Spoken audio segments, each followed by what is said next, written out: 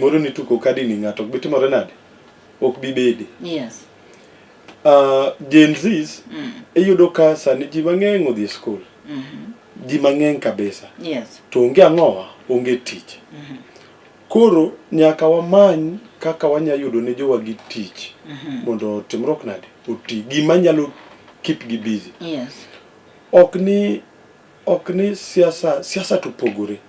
Lakini sani gitime yo moro ma gigi nitiere ga chon. En mani generation moro cha ne time gi luoro matin. Yes. To masani ni ten mar wang' tek.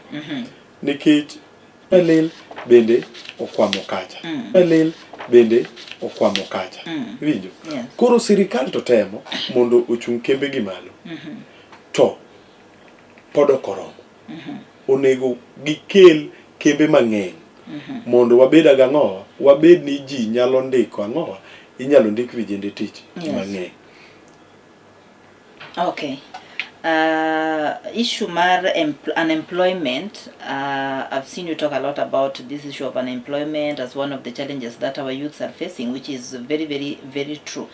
So maybe if I just come back to you, yes. as a business person, how do you think we can tackle this issue of unemployment? Maybe you have employed some youths. I know you have employed some youths in your businesses. Yes. As a business manager and all that. How do you think we can tackle this issue of unemployment for our youth so that they can have something they can be doing?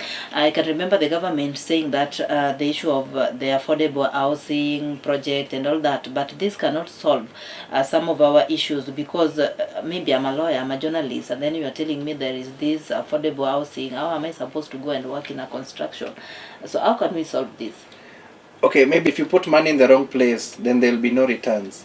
So for us to crack unemployment, yes, our resources for the nation have to empower the youths in the right way. Many of the times, several people, they have degrees, they have different qualifications, but they end up doing the wrong things. Yes. Or the wrong jobs. Yeah, because they forget that they can still do develop something, home. even in yes. the agriculture, in the yes, villages even in and the all that. village they can develop. Yes. Many of the youths right now, before motorbikes, before Ngware, they used to do farming, Yeah. they used to do other things, but right now they just want to, they feel like they want the easy job, and once they're done, so they want to look for an easy way out. So it's because also the nation is putting the resources in the wrong place. Yeah. You see, not everybody can be a border rider and make a living. So there need to be other opportunities which they need to be made. Yes. And these opportunities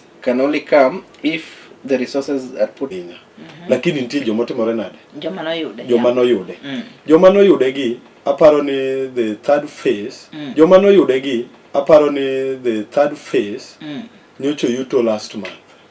Nineno kane the minister mar youth affairs no otimo launching. Yes. Owacho ni this youth affairs no otimo launching. Yes. Owacho ni this third phase jogo koro yudo pesa. Ma kapok gichope county ni tirita pesa timore nade? Pesa biro. Nitime pa county. Yes. Ni kao county ka county ne itime. Kaka Kisumu ka no kao counties ne itime. Kaka Kisumu ka no cow counties Manyanza to they paid a lot. Odikao only 3,500. Yes. For they paid a lot. Odikao only 3,500. Yes. To imiye pudho 1 acre moko desha go pudho kata half an acre. Yes. Mano jomadala. Yes. Mano jomadala. Kikao pesano. Miketo go pudho mipuro. Mipidho kata lot. Donge yudo gimoro. To pesa ni kata kikawe ni anawacho kamano nikech asepuro. Koro ang'eyo. Nitiere ohala minyalo chako gi pesa matin. Yes. To timore nade? Odhi mbele. Mm. Adwa mi example. Nitie gimoro nochak gi jatelo moro ka. Ni Inua Mama Dondo. Mano ni Inua Mama Dondo. Mano chak gi Dr. Ron. Yes. Ni neno kanokuongo identify ni mama moro nyabedo ni go chapat e bath ndara. Mama ni ere kaka wanya inua e kibiashara. Koro ni neno kanomiyo gi mogo miyogi mogo gi salad moro. Yes. Koro penyi ni mama inyochi tedo mfuka di. Inyocha tedo mfuka achiel to koro rema nikech seche moko ji koro biro mang'eny. Iwinjo. Koro medi kata mana mang'eny. Iwinjo. Koro medi kata mana mfuko moko 3 kata 4. Donge neno ka gino omedo biashara ni boost ni godo. Yes. Koro okanya wacho ni adwa dhi pidho dhiang' gi siling 22,000 ke dhiang' ni. Registrations and whatever. How has this impacted on businesses in Kenya as a business person?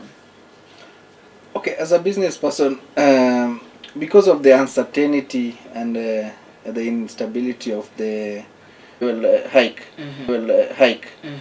they could have just said, every one of us, let us go and park our vehicles in the middle of the road, and all of us leave the vehicles there. There will be no movement. Yeah. And you see, that way, even they can't toll the vehicles. You see, so eventually the government will have to give a listening ear. Emma fund gini mondo timrokna otimre. Nikech sani kineno joma ng'anyo mang'eny to iyudo ka gin nyithindo migolo e skunde.